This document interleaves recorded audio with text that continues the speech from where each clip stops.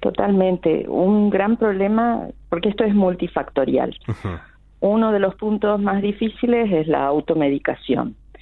Otro punto es que no en todas las dispensas, digamos, en las farmacias, se respeta esto de que el antibiótico debe ser prescripto con una receta médica entregado.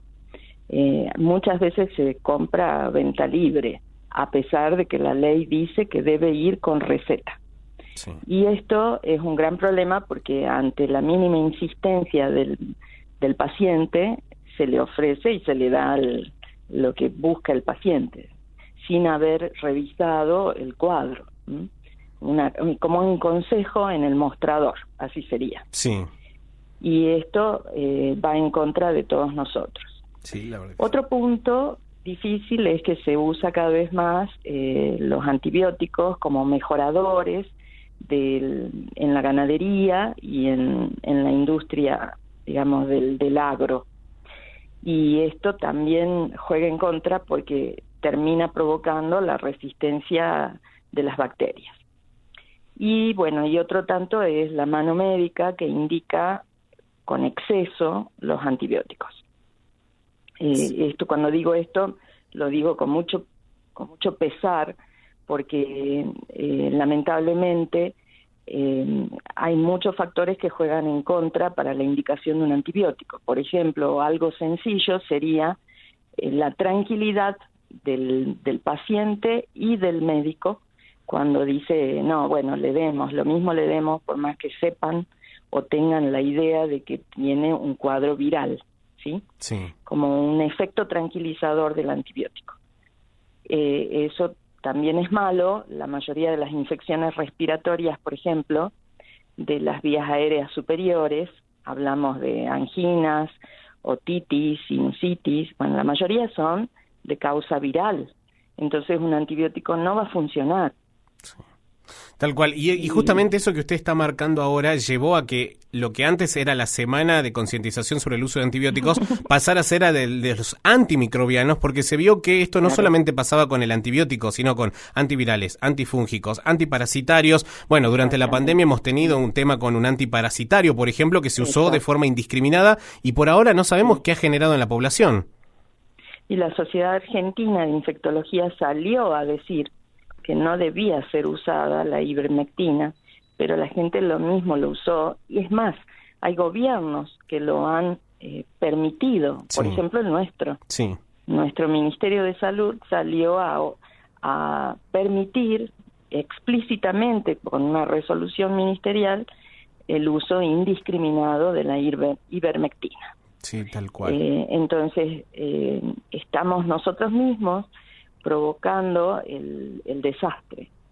Sí, la verdad, uno por ahí dice, parece apocalíptico, catastrófico, pensar que en algún momento los antibióticos dejen de poder ser utilizados a los que conocemos hoy, ¿no? Habitualmente, que la gente sabe el nombre de la marca comercial porque va y lo compra con facilidad, incluso hasta fuera de la farmacia, en un kiosco, en un almacén de barrio los consigue. Pero ese escenario, ¿qué tan posible es verdaderamente, doctora, basándonos en los datos, en la evidencia, en lo que hoy sabemos que está pasando? Y estamos bastante cerca. ¿Cuál sería el escenario más grave de todo eso? Lo más grave es en situaciones críticas, no tanto en infecciones banales, ¿sí? No estoy hablando de una infección urinaria como una cistitis o una bronquitis aguda. Estoy hablando de situaciones donde la persona llega grave a una institución de salud, debe ser internada y resulta que se inicia un tratamiento empírico porque aún no sabemos cuál es el germen que está dando vueltas y resulta que nada funciona. A mí me resulta muy temerario pensar que va a llegar un punto donde no vamos a poder usar medicamentos que antes eran de uso frecuente. Tal cual. Y ese escenario creo que está más cerca de ser posible, según leí algunos informes que salieron hoy en España, en Argentina. Hoy la ministra de Salud lo dijo brevemente, creo que fue en el encuentro con el Anlis Malbrán el día de hoy para periodistas, diciendo que la pandemia aceleró la resistencia antimicrobiana y que cada vez se aparecen más casos de pacientes con infecciones que a veces eran comunes y que uno fácilmente trataba y que ahora eso no está pasando. Entonces, la verdad que el escenario, cuando uno lo piensa seriamente, es mucho más grave, mucho más severo de lo que hace 2 años o 3 años atrás nos planteábamos como decir, bueno, en el futuro podría pasar esto. Esto ya se está haciendo prácticamente realidad. Ya es futuro. Ya el futuro es hoy.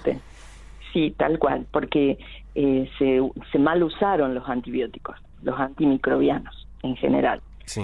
Porque yo recuerdo al comienzo, el primer año de la pandemia, llegaba el paciente con el cuadro de la neumonía bilateral y se le ponía para la gripe A, que no había circulación del virus de la gripe A, el oseltamivir, se le ponía el esquema antibiótico y ya había venido tomando la ivermectina.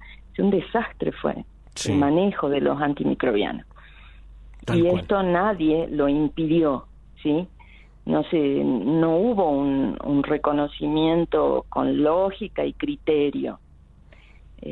La verdad que es temerario lo que se hace, ¿sí? Y lamentablemente eso da tranquilidad, entre comillas, al que lo está indicando. No le tiembla la mano cuando lo indica.